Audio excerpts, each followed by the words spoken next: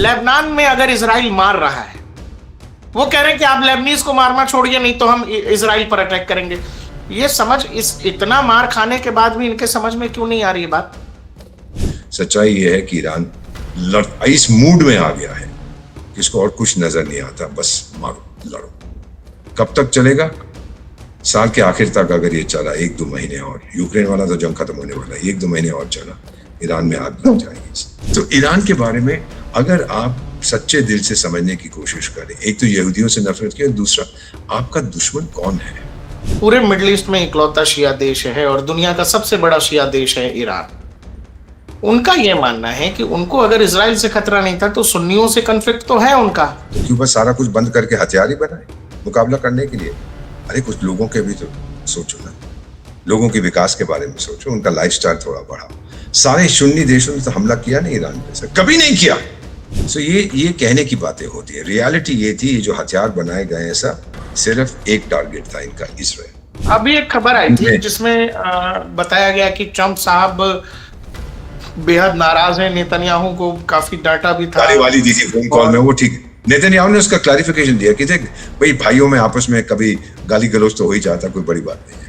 क्या ईरान ने ये करके जो मौजूदा हमला किया है, एक और एक्सटेंडेड वो दे दिया है, विंडो दे दिया है इजराइल को कि वो ट्रंप की चिंता नहीं करेगा, वो व्हाइट हाउस की चिंता नहीं करेगा, वो किसी की बात नहीं मानेगा, वो मारेगा मारेगा मारेगा, ताबड़तोड़ मारेगा। सर, लेकिन जो मेरा अपना मानना है कि ये जंग जो है अब बहुत जबरदस्त होने वाली है और इसके अंदर मेरा ख्याल है कि ईरान जो है बुरी तरह से और पिटेगा। सर, ट्रंप ने हाँ कहा तो भी मारेंगे, ना करेगा तो भी मारेंगे। इसमें ट्रंप की बहुत वैल्यू रह जाती है क्या? नहीं, ट्रंप की तो वैल्यू है, अमेरिका का राष्ट्रपति। ऐसा जो आपने शुरू में कहा था ना कि ये जंग शुरू हुई थी जब हमास से हमला किया था, किस बात के लिए हमला किया आपने? दर्शकों नमस्कार, मैं हूं प्रकाश ललित, आप देख रहे हैं डीएनपी इंडिया और हमेशा की तरह आज फिर से हमारे साथ हैं भारत के राजदूत दीपक वोरा सर। सर, बहुत बहुत शुक्रिया ये अथाह प्रेम, अगाध स्नेह दिखाने के लिए डीएनपी के दर्शकों के से, और ये जो आशीर्वाद आपका मुझे मिलता है, ये इसके लिए मैं खुद को कृतज्ञ समझता हूँ। बहुत बहुत धन्यवाद सर, धन्यवाद। थैंक यू, आपका धन्यवाद, थैंक यू वेरी मच कि मैं आपके साथ हूँ। उम्मीद करता हूँ कि आपके परिवार में कल किसी को चोट लग गई थी, उम्मीद करता हूँ कि अब ठीक है सर। वो फिर से शुरू हो गया है। सर, ईरान का लेबनान में अगर इजराइल मार रहा है, वो कह रहे हैं कि आप लेबनीज को मारना छोड़िए, नहीं तो हम इजराइल पर अटैक करेंगे। ये समझ, इस इतना मार खाने के बाद भी इनके समझ में क्यों नहीं आ रही बात? ऑलराइट सर, इसकी मैं शुरुआत करता हूँ बेटा। I'll talk to you। क्रांति हुई थी 1979 में, आयतुल्लाह रुहुल्लाह खुमैनी आया था। 1 लाख यहूदी रहते थे ईरान में, क्योंकि शाह के संबंध ईरान इजराइल के साथ अच्छे थे। क्रांति आई, हजारों की तादाद में लोग चले गए, अमेरिका गए, इजराइल गए, यूरोप गए कि भाई पता नहीं अब क्या होगा, हमारे ऊपर रिस्ट्रिक्शन लगेंगे, पॉलिटिकल अनसर्टेनिटी है और फिर ये पता नहीं ये मुल्ले क्या करेंगे। आज 10,000 के आसपास है, कहाँ 1 लाख और कहाँ पे 10 लाख। अब 7 जून को कल इजराइल ने हमला किया था दया सबब जो है बेरूट का, वहां पे हिजबुल्लाह का बहुत बड़ा टेरर नेटवर्क है। तेहरान क्या बोलता है कि इजरायलियों को आप आसमान की तरफ देखें, हम मिसाइलें भेज रहे हैं। तो आज क्या हो रहा है, अभी जैसे मैं आपसे बात कर रहा हूँ, अभी पढ़ के भी आपको सुनाता हूँ। बेन गुरियन एयरपोर्ट जो है वहां पे, जो टेल अवीव का मेन एयरपोर्ट है, तो वहां पर भी 4 धमाके सुने गए हैं। अब पता नहीं किसी को कि ये क्या हो रहा है। 4 big booms heard at Ben Gurion airport. अब पता लगेगा क्या है। तो फिर ईरान ने ये बोला कि आप आसमान की तरफ देखिए और मिसाइलें भेजिए। अब मेरा एक सवाल उठता है बेटा आपसे, शायद आप मुझे बता दीजिएगा। ये एक कहानी है जो शायद इतनी जानी हुई नहीं है, पर मैं वो दोहराना चाहता हूँ। मैं स्पेन में पोस्टेड था 2000 से 2002, उसके बाद फिर मैं आर्मीनिया गया आपका राजदूत बन के। उस समय स्पेन के प्रधानमंत्री थे होजे मारिया अजनार। अजनार स्पेल करते हैं, प्रोनाउंस करते हैं अजनार। और सर ये था सोशलिस्ट। तो उस समय स्पेन बहुत फुदक रहा था कि भाई मैं अभी शक्तिशाली देश हूँ, उसकी आर्थिक व्यवस्था मजबूत थी, इधर भी जाऊंगा, यहाँ भी धंधा करूंगा, वहां भी जाऊंगा। चीन भी गया, इधर भी गया, भारत भी आया। जब वो तेहरान गया 2000 के शायद 2000 या 2001 में ईरान गया, क्योंकि यहाँ पे ये भी बहुत पैसा इनके पास है, तो चलिए हम लोग कुछ ना कुछ करते हैं इनके साथ। तो उन्होंने खुद लिखा, होजे मारिया अजनार ने, कि मुझे एक बहुत स्ट्रॉन्ग इंप्रेशन था, मैं अली खमेनेई से मिला और स्ट्रॉन्ग इंप्रेशन क्या था कि उनकी जो नफरत थी इजराइल और अमेरिका की तरफ, और खमेनी ने इसको बोला कि ये एक कैंसर है, इजराइल, ये गायब हो जाना चाहिए, इसको जीने का अधिकार नहीं है, और एक कॉन्फ्रंटेशन, एक जंग यूनाइटेड स्टेट्स और इजराइल एक तरफ और ईरान दूसरी तरफ, ये होना है। सर, उसने ये भी बोला असनार को कि मेरा धर्म है कि मैं इजराइल को मिटा दूं। अब ऐसा है, अगर ये कह रहा है, उसने ये भी कहा स्पेनिश प्राइम मिनिस्टर ने कि मैंने आयतुल्लाह खमेनी से पूछा कि सुबह उठते हो तो आपका पहला दिमाग में ख्याल क्या आता है, तो उसने कहा कि पहला ख्याल मेरा आता है कि इजराइल को आग कैसे लगाऊं। अब अगर आप इस चीज को ध्यान में रखें मद्देनजर कि इसका मतलब क्या है सर, उस समय जब ये बात कर रहा है इजराइल को बर्बाद करने की, मिटाने की, तो मैं आपसे एक सवाल पूछना चाहता हूं सर, ये इतने सारे मिसाइल्स कहां से आ रहे हैं ईरान के पास? आपने अपनी जनता की खुशहाली के लिए क्या किया है? आप तो मिसाइलें बनाते रहे। हिजबुल्लाह के पास कहां से मिसाइलें पहुंच गई? हमास के पास कहां से पहुंच गई? हुती के पास कहां से पहुंच गई? आप भेजते थे इनको वहां से, ईरान से आप इराक भेजते थे, इराक से सीरिया जाता था, वो बशार अल असद, वो भी आपका मित्र था, फिर वो भेज देता था लेबनान में, फिर लेबनान से हमास के पास जाता था, इधर जाता था, उधर जाता था, हुतियों के पास आप डायरेक्ट भेजते थे। मेरा पूछने का मतलब यह है कि एक देश के पास इतने हथियार, इतनी मिसाइलें क्यों बनाई हैं? आपकी दुश्मनी किससे थी? किसने आप पे हमला किया था 1979 में? मेरे ऊपर तो 3-4 बार हमले किए ना जिहादिस्तान ने, चीन ने भी हमला किया है। आपको क्या तकलीफ थी? आपका गृह युद्ध खत्म हो गया था, शाह भाग गया था, श्रीलंका का तो गृह युद्ध चल रहा था एलटीटी और श्रीलंकन सरकार का, अब नहीं है, एलटीटी को उन्होंने हरा दिया। अब श्रीलंका को किससे खतरा है सर? उनकी आप डिफेंस बजट देखिए, वो घट रहा है, कहते हैं अब हम लोगों पे खर्च करना चाहते हैं। जब ऐसी स्थिति होती है, जब आपके ऊपर कोई खतरा नहीं है, तो फिर आप क्यों इतने हथियार बना रहे हैं? साउथ अफ्रीका के राष्ट्रपति से मैंने एक बार पूछा था, मेरे मित्र थे, मैंने कहा कि आपने इतना पैसा खर्च करा है, यूरोप से आपने बड़े बड़े लड़ाकू विमान खरीदे हैं, क्यों? आपकी दुश्मनी किससे है? तो मुझे कहते राजदूत कमीशन कैसे आएगी? मैं चुप कर गया। मैंने कहा सर मुबारक को आपको, उसी लिए खरीदे जाते थे। तो ईरान के बारे में अगर आप सच्चे दिल से समझने की कोशिश करें, एक तो यहूदियों से नफरत की, और दूसरा आपका दुश्मन कौन है? वो तो आयतुल्लाह रुहुल्लाह खुमैनी ने कह दिया था, बड़ा शैतान अमेरिका, छोटा शैतान इजराइल। इसका क्या मतलब है? हाँ जी दीपक सर, जो लोग ये कहते हैं कि चूंकि कॉन्फ्लिक्ट है ना शिया और सुन्नियों के बीच में, पूरे मिडिल ईस्ट में इकलौता शिया देश है और दुनिया का सबसे बड़ा शिया देश है ईरान, उनका यह मानना है कि उनको अगर इजराइल से खतरा नहीं था तो सुन्नियों से कॉन्फ्लिक्ट तो है उनका।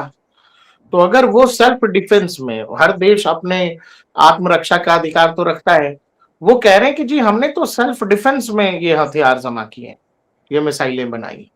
मान लिया। अब भारत का भी अगर आप देख लें कि हमारा चीन के साथ अमेरिका का भी चीन के साथ झगड़ा होता है। चीन तो दुनिया में नंबर 1 बनना चाहता है। अमेरिका का झगड़ा वेनेजुएला से हुआ, उसको हड़प करके आप क्यूबा के ऊपर कह रहे हैं कि हम खा जाएंगे, तो क्यूबा सारा कुछ बंद करके हथियार ही बनाए मुकाबला करने के लिए। अरे कुछ लोगों के भी तो सोचो ना, लोगों के विकास के बारे में सोचो, उनका लाइफस्टाइल थोड़ा बढ़ाओ। सारे सुन्नी देशों ने तो हमला किया नहीं ईरान पे सर, कभी नहीं किया, झूठ बोलते हैं। जिसने किया था शाह के टाइम में तो सबके साथ बड़ी अच्छी दोस्ती थी, डायरेक्ट फ्लाइट जाती थी तेहरान से टेल अवीव, और यंग ईरानियन जाते थे शराब पीने और नाचने नाइट क्लब्स में। तो ये क्या बोलते हैं कि हमको डर है? किस बात का डर है? ईरान कितने सालों से शिया देश रहा है, किसने उसके ऊपर हमला किया? किसी ने नहीं। सो ये कहने की बातें होती है। रियलिटी ये थी, ये जो हथियार बनाए गए ऐसा सिर्फ एक टारगेट था इनका, इजराइल। और फिर मैं सोचता हूं कि ये सऊदी अरेबिया ने क्यों नहीं बनाए, बहरीन ने क्यों नहीं बनाए, कुवैत ने क्यों नहीं बनाए? ये भी तो बड़े बड़े देश है। सऊदी अरेबिया बना सकता था अगर चाहता था, लेकिन ईरान सबसे ज्यादा। इराक ने इतने हथियार क्यों नहीं बनाए? ठोका तो था उसने, ईरान के साथ झगड़ा हुआ था उसका 80s में, इतने हथियार नहीं बनाए थे, उसको पश्चिमी देशों से मिल रहे थे कि ठोको इनको। उस समय भी पश्चिमी देशों ने सोच लिया था कि इन मुल्लों पर भरोसा नहीं किया जा सकता, तो ये फिर सही नहीं है कि अब नॉर्थ कोरिया परमाणु हथियार बना रहा है क्योंकि उसको पता है कि अगर मैं नहीं बनाऊंगा साउथ कोरिया, अमेरिका, जापान मिलकर मुझे ठोकेंगे। वो तो अपनी सुरक्षा के लिए बना, इन्होंने भी बनाने की कोशिश की, इन्होंने पाकिस्तान के हाथ पैर जोड़े कि भाई हमको दे दो। अब दिया है कि नहीं मुझे नहीं पता, लेकिन सच्चाई ये है कि जो कुछ इन्होंने बनाया है आज उसका प्रयोग करें। इतनी मिसाइलें कहाँ से आती हैं सर? हमास एक तो आतंकी संगठन, उसके पास कहाँ से आती है मिसाइलें? कल को वो क्या है, वो जिहादिस्तान में जो बैठा हुआ है, जो गिलगिट बाल्टिस्तान का मुख्यमंत्री बनने वाला है, क्या नाम है उसका, हाफिज सईद, वो गधा लश्कर तौयबा का कौन है सर, जो भी है, तो वो, हाँ, अब वो मुख्यमंत्री बन जाएगा वहां का गिलगिट, उसके बाद 6 महीने के बाद राष्ट्रपति बन जाएगा जिहादिस्तान का। तो ये क्यों बनाते, क्यों कर रहे हैं ये लोग इतने हथियार? क्यों? दामाद हैं इनके हमास वाले। और जब हमास ने इजराइल पर हमला किया था सर, सारी दुनिया ने उसकी आलोचना की थी कि नहीं सर? आपने भी की थी, हमने भी की थी। जब इजराइल पर हमला हुआ था, ईरान ने क्या बोला था? शाबाश मेरे लाल, और आगे बढ़ो। ये चीजें हैं सर जिनके बारे में मैं स्पष्ट रूप से कहना चाहता हूं। कोई दुश्मनी नहीं है मेरी ईरान के साथ, लेकिन ये सवाल का जवाब मुझे कोई नहीं दे पाता। वो 2-4 मुल्ले ले आते हैं टीवी शो पे, भारतीय मूल के मुल्ले आते हैं। मैं बताता हूँ सर, वहां पे बैठे हुए हैं ईरान में, नहीं वो आके अजी हम तो बहुत अच्छे हैं, हम तो सुपर पावर हैं, ये है वो है, आजकल तो यहाँ इतना खाना मिलता है, सड़कों पे लोग फेंक देते हैं, हमारे को कोई पैसे की जरूरत नहीं। और फिर क्यों कह रहे हो अमेरिका से? आपकी इकोनॉमी ध्वस्त हो चुकी है, क्यों अमेरिका से कह रहे हो कि पहली हमारी शर्त क्या है सर, कि हमारे जो फ्रोजन फंड्स हैं $12 बिलियन वो वापस करिए, उनको डीफ्रीज करिए, मुझे चाहिए। अब वो हमास, हिजबुल्लाह भूल जाते हैं ये लोग, और फिर वो हिजबुल्ला वाला कहता है यार तू तो पैसे की बात कर रहा है, यहाँ मेरी पिटाई हो रही है कि नहीं नहीं नहीं हम तेरे साथ हैं। So what is it sir, what is going on? उसकी हालत इतनी खराब है, इन्फ्लेशन बड़ा हाई है, करेंसी खत्म हो गई है, प्रतिबंध लगे हुए हैं, नेगेटिव ग्रोथ है, और सबसे ज्यादा इसका असर किस पे पड़ता है? ऑर्डिनरी इरानियंस पे। 12 बिलियन उसके पैसे फंसे हुए हैं कतार में और किसी और देश में, उसमें से थोड़ा बहुत साउथ कोरिया ने भी दिया था जो तेल खरीदा था। अमेरिका कहता मैं नहीं छोड़ूंगा, और तेहरान उसको कहता है ये सबसे जरूरी, सबसे पहले ये कर। क्यों भाई? तू तो बड़ी बड़ी बातें करता था कि पैसे की जरूरत नहीं है तुझे, बहुत पैसा है, अब क्या हो गया? और जो उनका विदेश मंत्री था वो कतार के, उन्होंने कतार पे भी हमला किया था ना, जैसे इन्होंने बहरीन वगैरह पे किया ईरान ने, तो वहां जाके दोहा को कहता है यार मुझे माफ कर दो, मेरे पैसे दे दो। तो मैं पैसे दे नहीं सकते, अमेरिकी है। फिर मार्च 2026 में इजराइल ने South Pars natural gas field जो है, वो दुनिया की सबसे बड़ी नेचुरल फील्ड है, साउथ पार्स उसको कहते हैं, और उसमें दोनों ईरान और कतार वहां से गैस लेते हैं। और फिर क्या होता है sir? I did not know this. इसके ऊपर इजराइल ने हमला किया था। डोनाल्ड ट्रंप बोला कि मुझे मालूम नहीं था कि हमला किया, पता नहीं सही कह रहा है कि नहीं। इजराइल कहता है हमने उसको बताया था, हम मानने वाले। फिर पलटवार क्या कि ईरान ने रास लाफान को मारा, जो कतार की सबसे बड़ी गैस टर्मिनल थी, दुनिया का 5% LNG वो देते हैं, और कतार का 1/6 हिस्सा उसके गैस एक्सपोर्ट्स का खो गया, अमेरिकन डॉलर 20 बिलियन एनुअली। अब मुझे आप ये बताइए कि हम लोग, ईरान ने क्यों उसी गैस फील्ड को, इजराइल ने हमला किया और आपने कतार की जो हिस्सा था उसके दोनों तरफ लेते थे ना, एक तरफ इधर ईरान जाता था, दूसरा कतार, आपने कतार की फैसिलिटी को क्यों उड़ा दिया? इसका मतलब है कि आपका भेजे में आपको समझ नहीं आता कौन क्या कर रहा है, फिर आप अपना पैसा वापस मांग रहे हैं। एक तो उसको ठोकते हैं, वो कहते हैं मेरी क्या गलती है, और फिर जाके कहते हैं टाइगर, मेरे अंकल, मेरे दामाद, मेरे ससुर, मेरे पैसे दे दे पापा। कहते मैं कैसे दूंगी, तो अमेरिका ने दबा रखे। So this is the reality today. अब जंग शुरू हो गई है, पेट्रोकेमिकल कॉम्प्लेक्स को ठोका है इजराइल ने, और ईरान फिर मिसाइलें डाल रहा है। अब ट्रंप कहता है उनकी 20% मिसाइलें बची हैं, मुझे नहीं मालूम कितनी बची हैं, कहां से उसको ये जानकारी मिली है। सच्चाई ये है कि ईरान इस मूड में आ गया है कि उसको और कुछ नजर नहीं आता, बस मारो लड़ो। कब तक चलेगा? साल के आखिर तक अगर ये चला 1-2 महीने और, यूक्रेन वाला तो जंग खत्म होने वाला है, 1-2 महीने और चला, ईरान में आग लग जाएगी, 100% आग लगेगी। लोग कब तक मार खाते रहेंगे हर चीज पे? अल्लाह अल्लाह तुमको जवाब, अल्लाह तुमको इनाम देगा अगले जन्म में। यार अगले जन्म में फिर देखेंगे, इस बार तो हमको जरा खाने पीने का कोई बंदोबस्त करें। सर अगर ये जंग लंबी खिंचती है तो आप ये देखते हैं कि इसमें नाटो कंट्रीज की एंट्री हो सकती है? अगर ये लंबा चला तो नाटो के देश आएंगे? अगर ईरान अटैक करे, नाटो का आर्टिकल 5 कहता है कि इजराइल नेटो का मेंबर नहीं है, वो कहते हैं कि अगर एक देश पे हमला होता है तो फिर हम मानेंगे कि सब पे हुआ। इसीलिए ईरान बड़ा होशियार है, कोई फ्रेंच शिप्स जो गई हैं या ब्रिटिश, उन पे हमला नहीं किया। वो करते तो वो तो एक्ट ऑफ वॉर, फिर तो सब कूद पड़ते, और वो रुके हुए हैं। मैं तो बात करता रहता हूँ अपने मित्रों से, वो तो कह रहे हैं बस ये कोई बहाना तो दे हमें ठोकने के लिए। लेकिन फिर अफगानिस्तान में तो नाटो के देश थे ना, तो ईरान वॉर में भी नाटो के देश थे। अफगानिस्तान में तो हमला किया था ना उसके ऊपर, ये ट्विन टावर्स पे लादेन में। अमेरिका, हाँ 9/11 जो हुआ था, तो फिर तो वो पहली बार था कि ये आर्टिकल 5 को यूज किया है जब अफगानिस्तान में हमला किया था, तो अफगानिस्तान के ऊपर हमला किया था कि सारे नेटो के देश कूद पड़े थे, क्योंकि अमेरिका पे हमला किया, सब पे किया, और पहली बार हुआ तो सब बहुत जोशीले थे।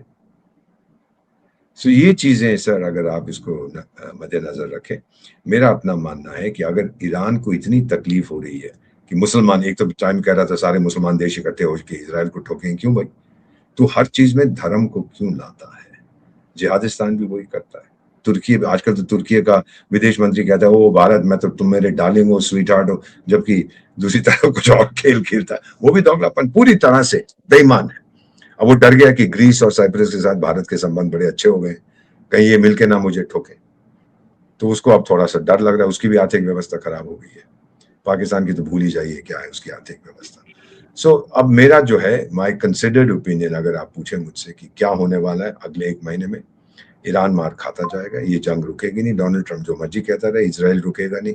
हिजबुल्ला को वो खत्म कर देगा, उसका मेन टारगेट इस समय हिजबुल्ला है, और बीच में जब ईरान कुछ फुदकेगा तो ये फिर ईरान को भी ठोकेगा, ये बताने के लिए कि मेरे पास इतनी क्षमता है कि मैं तेरे घर के अंदर घुस के मार सकता हूँ, तेरे एयर डिफेंस किसी काम के नहीं है।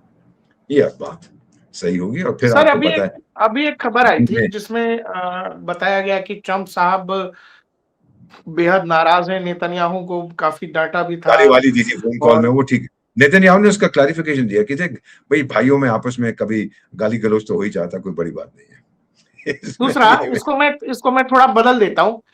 अभी जो ईरान कर रहा है, जो जवाबी कार्रवाई इसराइल के ऊपर, अब हम लोगों ने ये देखा है कि पिछले 3-4 साल से इसराइल लड़े जा रहा है। वो जो अक्टूबर वाली घटना हुई 2023 वाली, हमास ने जो अटैक किया इसराइल के अंदर, मैं ये समझता हूं कि ये पूरी कहानी कहीं न कहीं वहीं से शुरू हुई। इसराइल बगैर रुके, बगैर थके मार रहा है। क्या ईरान ने ये करके जो मौजूदा हमला किया है, एक और एक्सटेंडेड वो दे दिया है, विंडो दे दिया है इसराइल को कि वो ट्रंप की चिंता नहीं करेगा, वो व्हाइट हाउस की चिंता नहीं करेगा, वो किसी की बात नहीं मानेगा, वो मारेगा, ताबड़तोड़ मारेगा। सर मैं आपको इतना बता देता हूँ प्रकाश सर, आपने बिल्कुल सही कहा है कि ये जंग शुरू हुआ था जब हमास ने हमला किया था। सारी दुनिया ने आलोचना की, ईरान कुछ नहीं बोला, सिर्फ यही शाबाश शाबाश शाबाश सरकारी तौर पर। इसराइल ने ठोका हमास को, बिल्कुल तकरीबन खत्म कर दिया। वो सुरंगें उसकी बनी हुई थी, सुरंगें कहाँ से बनी सर? कितने सारे इंजीनियर्स हैं हमास के पास, कितने सारे इंजीनियर हैं हिजबुल्लाह के पास जो टनलें बनाते हैं। ये सब ईरान के लोग आके कर गए, उनको सिखाया, वहां बुलाया, ऐसे बनाओ, ये करो। और सुरंग के अंदर आप मिसाइलें रखते हो, सुरंग के अंदर आप हथियार रखते हो, आप गाड़ियां चलाते हो वहां।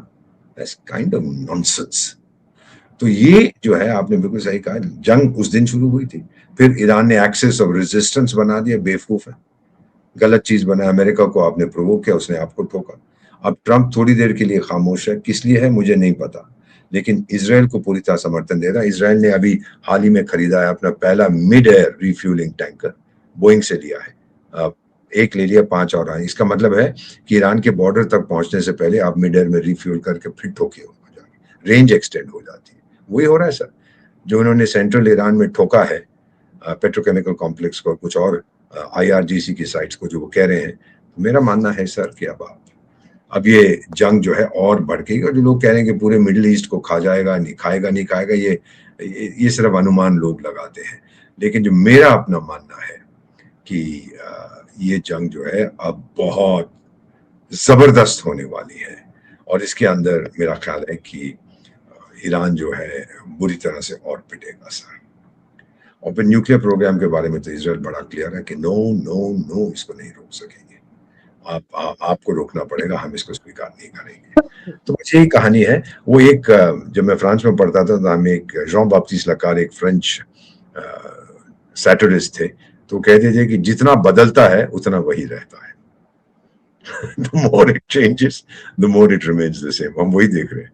सब कुछ बदल रहा है, लेकिन सब कुछ वही का वही है। अब नॉर्थ अफ्रीका में, वेस्ट अफ्रीका में जंग चल रही है, सूडान में चल रही है, उसके बारे में ईरान को कोई फिक्र नहीं है। अरे मुसलमान मर रहे हैं वहां पे, बताइए यहां बहुत फिक्र है, वहां क्यों नहीं, वहां क्यों नहीं फुदकता है? तो ये चीजें अगर आप 60 काइनेटिक कॉन्फ्लिक्ट दुनिया में चल रहे हैं, अधिकांश इस्लामिक देश उसके अंदर या तो डायरेक्टली लड़ रहे हैं या वहां पे आतंकी मूवमेंट चल रही है, वहां पे जाके कुछ क्यों नहीं कहते आप? बुर्किना फासो में देखिए क्या हो रहा है, माली में देखिए क्या हो रहा है, मैं तो रहा हूं इन देशों में से, क्या क्या वहां पर हो रहा है, ये आतंकी संगठन कर रहे हैं, आप उनकी आलोचना नहीं करते हैं। वहां को भूल गए आप अफ्रीका को, आपको आपकी सारी आंखें इजराइल के ऊपर ही है। तो सही अपने अपने देश का विचार होता है, बट आपसे यही कहूंगा कि ये दो मुद्दे जो हमने बात किया, एक तो कॉकरोच, चलो मैं भी कॉकरोच को भेजते हैं मध्यस्थता करने के लिए इसराइल और ईरान के बीच में, देखते हैं वहां क्या होता है। इसराइल एक आधी मिसाइल भेजेगा तो कॉकरोच सही हो जाएगा। एक चीज जैसे क्या इसराइल जिस तरह से मतलब बेंजामिन नेतन्याहू कई बार कह चुके हैं कि ये यहूदियों के सर्वाइवल की लड़ाई है, हम अपने अस्तित्व की लड़ाई लड़ रहे हैं, क्या ट्रंप की बात बेंजामिन नेतन्याहू मान रहे हैं, नहीं मान रहे हैं, या इजराइल एक बिगड़ैल डॉन की तरह या इलाके का जो बड़ा गुंडा कह लीजिए, या एकदम की मारेंगे तो मारेंगे, ट्रंप ने हाँ कहा तो भी मारेंगे, ना करेगा तो भी मारेंगे, इसमें ट्रंप की बहुत वैल्यू रह जाती है क्या? नहीं, ट्रंप की तो वैल्यू है, अमेरिका का राष्ट्रपति। ऐसा जो आपने शुरू में कहा था ना कि ये जंग शुरू हुई थी जब हमास ने हमला किया था, किस बात के लिए हमला किया आपने, क्यों उसी दिन, क्यों 1200 इजरायलीज को मार दिया, क्यों, क्या मिला? ये गलती कर बैठे थे कि सोचा था कि इजराइल कुछ नहीं करेगा, ईरान हमें बचा लेगा, ईरान आके सीधा हमला करेगा, ना ना, ईरान ने आपका फायदा उठाया और अब आप मरते जा रहे हो, आपके बहुत कम लोग बचे हैं। वो अलग बात है कि तरह आप अखबारों में पढ़ते हैं रिपोर्ट कि जी वो किसी अमेरिकन थिंकर ने या कैबिनेट मिनिस्टर का हमास की ताकत कम हो गई, पर वो एक दिन के अंदर 50 लाख और भर्ती कर लेगा। कहने का मतलब है इसराइल को हथियार देते जाओ, वो ठोकता जाएगा इनको। और कहने, ये सब कहने की बकवास, ये बकवास करने की जरूरत नहीं है। जब अमेरिकी मंत्री ये कहता है, इसका मतलब यही है कि भाई अभी ये समस्या, इसका समाधान है और 2 हथियार और मारेंगे। हिजबुल्लाह के साथ भी वही, आप देखते जाओ, पहले वो बोला मैं 10 किलोमीटर जाऊंगा इजराइल नॉर्थ की तरफ, जहां पे लेबनान है, फिर 20 पे 30 पे 40 50, अब 100 किलोमीटर की बात कर रहा है, बफर जोन, वो हड़प कर जाएगा उसको और छोटा सा इलाका बच जाएगा। फिर हिजबुल्लाह क्या करेगा, फंस जाएगा वहां पे सर, वहां पे इजराइल उसको माफ नहीं करेगा। हूथियों पे अभी कुछ नहीं कर रहा, हूथी तो कह रहे हैं हम दूसरा बाबल मंडप बंद कर रहे हैं, वो इजराइल का बंद करना करो यार, मेरा क्या लेना देना है, वो फिर बाकी यूरोपियन देश उसके साथ निपटेंगे। तो इजराइल जो है वो इतनी जल्दी से सर, उसके डीएनए में है सर, सारा जीवन उसका यही इसी में बीतता है, मारो मारो, लड़ो अपने अस्तित्व के। अगर ये चला गया इजराइल जो अभी धरती है, और यहूदी तो फिर खत्म हो जाएंगे ना सर, ऐसा तो हो नहीं सकता।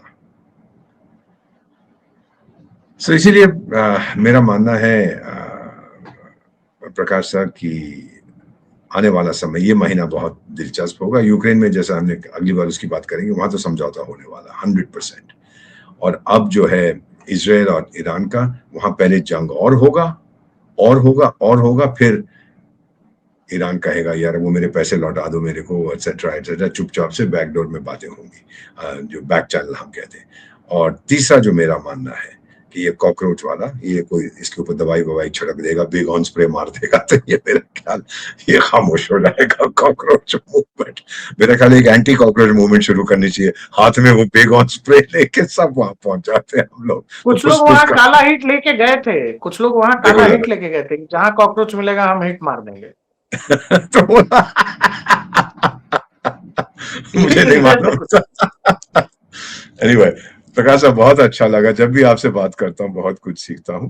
थैंक यू दीपक सर, बहुत बहुत धन्यवाद डीएनपी के साथ जुड़ने के लिए। ये आशीर्वाद हमेशा कायम रखिए। Thank you sir. सर जय Hind. Thank you very much, हमेशा आपके साथ sir, thank you, with you, for you, always. Thank you sir. Thank you.